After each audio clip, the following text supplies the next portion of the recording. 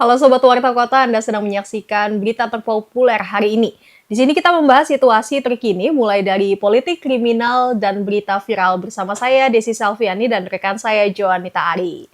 Nah, di berita pertama ini ada dari Depok, di mana pelantikan pengurus perjuangan Wali Songo Indonesia, Laskar Sabilillah atau yang dikenal PWI-LS dibubarkan oleh Habib Bahar bin Smith dan pengikutnya.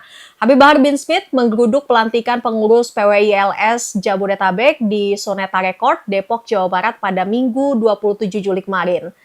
Kenapa bisa dibubarin ya, Des ya? Kok tiba-tiba aja ini berita ini muncul gitu ya? Nah, ini sebenarnya rangkaian dari pembubaran itu sebagai balas dendam FPI atas pembubaran Tablik Akbar di Pemalang, Jawa Tengah pada Rabu 23 Juli lalu. Sebelumnya Tablik Akbar yang diisi pentolan FPI Habib Rizik Syihab berakhir bentrok setelah masa PWI-LS membubarkan pengajian tersebut. Sebanyak 5 orang dilaporkan terluka akibat bentrok menggunakan senjata tajam. PWI-LS beralasan bahwa Habib Rizik Syihab adalah tokoh intoleran yang berbahaya.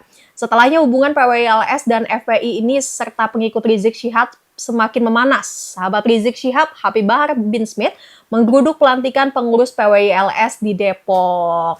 Terus jadi rusuh nggak ya tuh kayak di Pemalang seperti kemarin itu yang untungnya- terjadi beberapa hari lalu ya? Iya, karena yang di Pemalang kan memakan korban luka ya, sebanyak 5 orang termasuk seorang anggota polisi. Nah, untungnya sih di Depok ini nggak rusuh. Bahar bin Smith ini menyatakan kedatangannya bersama massa dari berbagai wilayah Jabodetabek semata-mata untuk menolak acara pelantikan tersebut, bukan untuk menimbulkan kekerasan. Kabarnya Habib Bahar bin Smith juga sehari sebelumnya sudah menyambangi Polres Metro Depok untuk menolak kegiatan pelantikan pengurusan PWI-LS, sehingga polisi dan TNI sebelumnya sudah bersiaga nih Non di acara tersebut, jadi bisa dikendalikan. Jadi aman ya, Aman. nggak ada bentrokan seperti yang terjadi beberapa hari lalu. Karena gitu sudah ya? laporan ke polisi sebelumnya. Kabarnya juga nih pihak Bahar Smith menolak PWI-LS lantaran ormas itu dianggap telah memecah belah umat Islam, memecah belah bangsa, mengadu domba sesama anak bangsa, hingga mengkotak-kotakan pribumi dan non-pribumi. Maksudnya nih ada yang kayak Habib keturunan Arab dan Habib baik. non keturunan Arab, seperti itu. Baik, kemudian karena memang PWI-LS itu berdiri menurut mereka untuk menghalau ceramah-ceramah keagamaan dari ulama Yaman yang dianggap intoleran tersebut tuh Des, gitu. Iya. Nah, ini yang disayangkan oleh pihak FPI ya Non ya, yang menyebut justru PWI-LS lah yang telah mengkotak-kotakan umat Islam. Maka dalam statementnya kemarin, Bahar menolak adanya ormas yang membedakan elemen masyarakat berdasarkan keyakinan atau afiliasi. Tapi juga pada penasaran nih, kalau tanggapan PWI-LS terkait pembubaran pelantikan itu seperti apa ya? Nah, Ketua PWI-LS Depok ini, M. Julfri Halim menegaskan organisasinya mempunyai visi keindonesiaan dan keislaman. Visi tersebut dirancang untuk persaudaraan karena PWI-LS mengaku sejatinya tidak memiliki musuh. Julfri menjelaskan PWI-LS merasa memiliki banyak saudara yang sedang terkontaminasi sehingga membutuhkan vaksin. Maksudnya kontaminasi dengan budaya-budaya Arab seperti itu. Nah, sehingga nantinya PWI-LS akan masuk ke majelis-majelis untuk mengembalikan pola berpikir yang baik sesuai al-husnah wal jamaah. Jadi keislaman yang keindonesiaan seperti yang itu. lebih membumi di Indonesia gitu ya. Baik, kemudian polisi juga bagaimana ini menengahi konflik antara FPI dan PWI-LS karena kan biar bagaimanapun mereka kan saudara sendiri ya. Iya, benar. Gitu Nah, sampai saat ini penegak hukum masih bersifat preventif dengan konflik FPI dan PWI-LS. Aparat hukum juga tidak mengambil tindakan hukum formal pembubaran, namun fasilitas kegiatan dibatasi dan masyarakat diberi ruang untuk menyuarakan penolakan secara terbuka.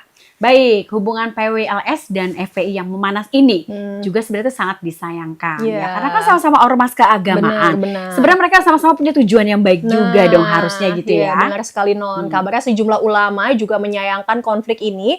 Misalnya dari ulama NU Gus Hilmi, pengasuh pondok pesantren Yatim Duafa As'ada itu menyayangkan perpecahan ormas Islam.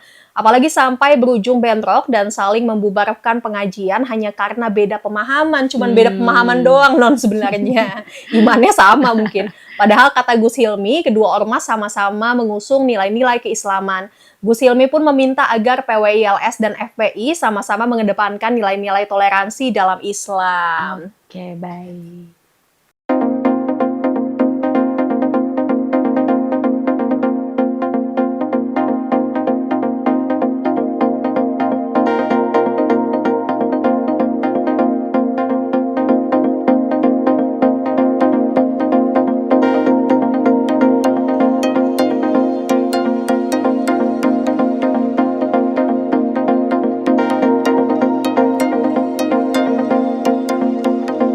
pemirsa, kini kami membawakan kabar terkait eskalasi tragedi di perbatasan Thailand-Kamboja yang dipicu sengketa lama atas kuil Previer saat ini menjadi titik panas konflik bersenjata. Di mana konflik berawal dari bentrok besar kembali terjadi mulai Kamis 24 Juli ketika pasukan Thailand melancarkan serangan udara dan artileri ke sisi Kamboja. Menyusul dugaan penggunaan ranjau darat yang melukai sejumlah tentara Thailand dan menewaskan seorang tentara Kamboja beberapa bulan sebelumnya. Serangan di dekat Candi Prasat Tam Tom dan Preavier menambah intensitas konflik dengan korban sipil dan tentara dari kedua belah pihak. Baik, kuil Preavier adalah kuil Hindu dari abad ke-11 ternyata Des. Yang berdiri pada sekitar 525 meter di atas tebing pegunungan Dangrek, dibangun pada masa keemasan Kaisar Khmer dan didedikasikan untuk Dewa Siwa gitu loh. Berarti konflik agama nih sampai ke Thailand. Thailand dan Kamboja juga Gitu ya, sama ya. Mirip-mirip kayak ya. gitu-gitu Oke. juga. Cuman ini perebutan. Rebutan ini ya. Meskipun Mahkamah Internasional atau ICJ telah memutuskan di tahun 1962 yang lalu bahwa situs Preavier berada dalam kedaulatan Kamboja. Namun perdebatan tentang wilayah sekitarnya masih belum tuntas sampai dengan saat ini. Begitu.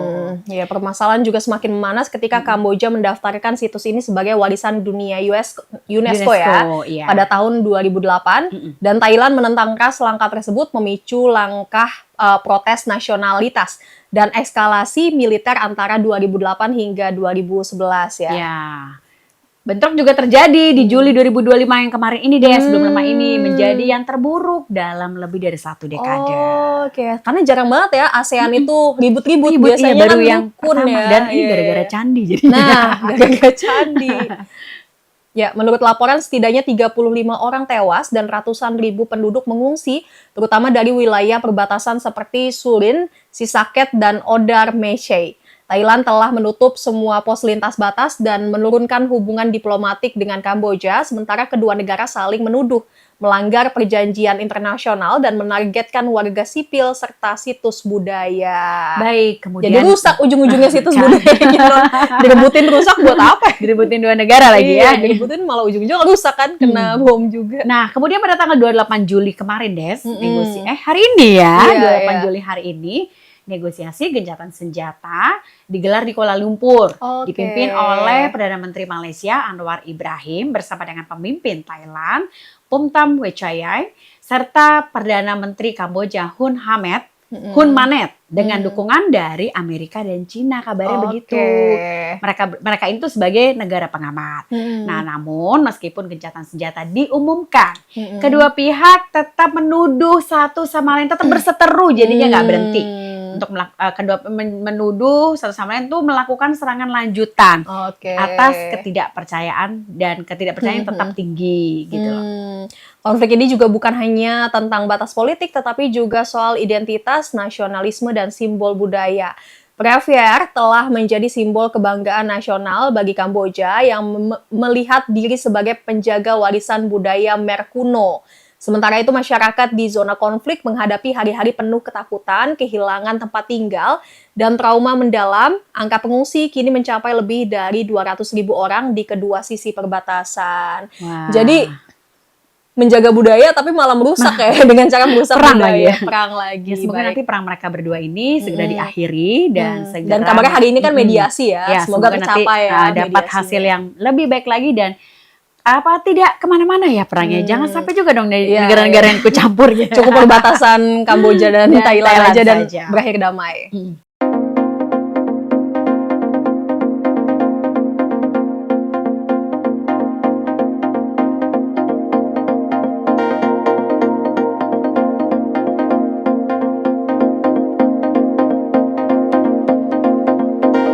Pemirsa, kabar mengejutkan juga datang dari Kota Padang, Sumatera Barat, di mana satu rumah doa umat Kristen di Kelurahan Padang Sarai, Kecamatan Koto Tangah diduga dirusak oleh sekelompok warga pada hari Minggu 27 Juli ketika sedang dilangsung ibadah sore. Polisi kemudian menangkap 9 orang sebagai tersangkanya. Waduh, setelah yang di Sukabumi nggak ada kapoknya ya, masih aja ada perusakan rumah ibadah. Nah, insiden terjadi ketika puluhan jemaat termasuk anak-anak tengah mengikuti doa dan pendidikan agama di rumah doa tersebut. Warga yang emosi terlihat memecahkan kaca jendela menggunakan kayu dan batu. Beberapa perempuan di dalam panik dan terlihat evakuasi anak-anak yang menangis histeris.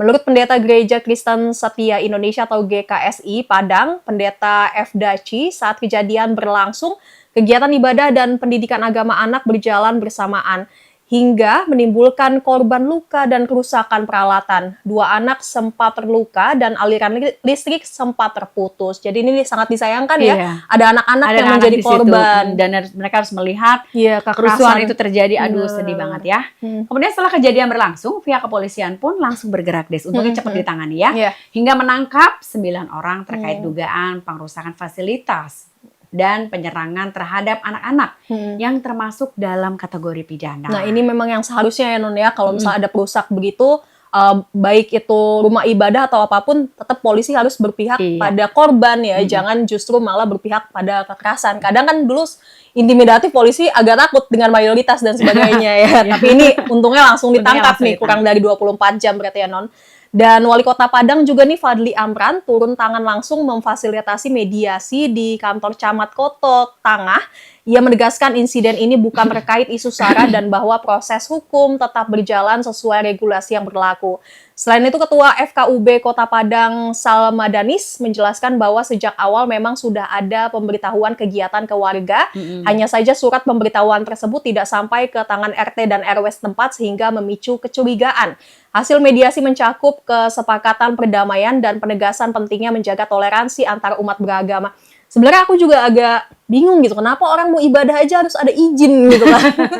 Orang kalau kampanye bebas-bebas hak ya. Iya, Udah padahal hak, hak. ya. Iya, iya. Mungkin memang ada peraturan di setiap daerah yang seperti itu ya, terkait Tapi justru keramaian izin dan itu kadang yang membuat orang-orang membenarkan menjadi aksi alasan, kekerasan. menjadi alasan Iya. juga.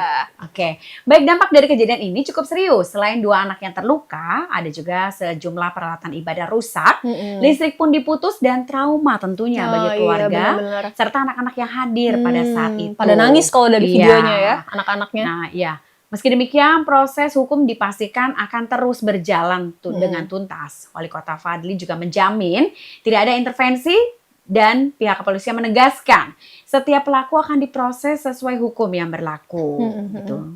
Nah, Ya? ini yang mau tegas ini, Des, iya ya? benar. Yang mau nanti coba-coba lagi di daerah lain mungkin ngerusak-rusak rumah ibadah, Nggak pikir-pikir usah lah ya, iya. nggak usah lah ya. Udah kerja aja nyari uang lah ya daripada ngerusakin, gangguin orang ibadah. Iya. Insiden ini juga menjadi peringatan Ya, seperti penting.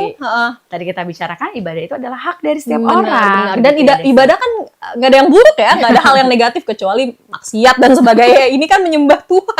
Jadi balik ke masing-masing individu lagi. Dan insiden ini juga menjadi peringatan penting mengenai komunikasi lintas komunitas di tingkat RT RW. Pemberitahuan resmi yang tidak disampaikan dengan baik dapat memicu kesalahpahaman dan ketegangan. Jadi di tengah keragaman agama dan etnis di Kota Padang, ya kejadian ini menggambarkan pentingnya saling menghormati dan menjunjung tinggi toleransi. Semoga proses hukum berjalan adil dan masyarakat semakin solid ya Non ya, meskipun berbeda keyakinan. Ya, dan semoga juga tidak terjadi di tempat-tempat lain seperti yang tadi Desi bilang, gitu ya. Benar. Semoga ini terakhir ya Non. Ya, semoga nggak ada lagi ya.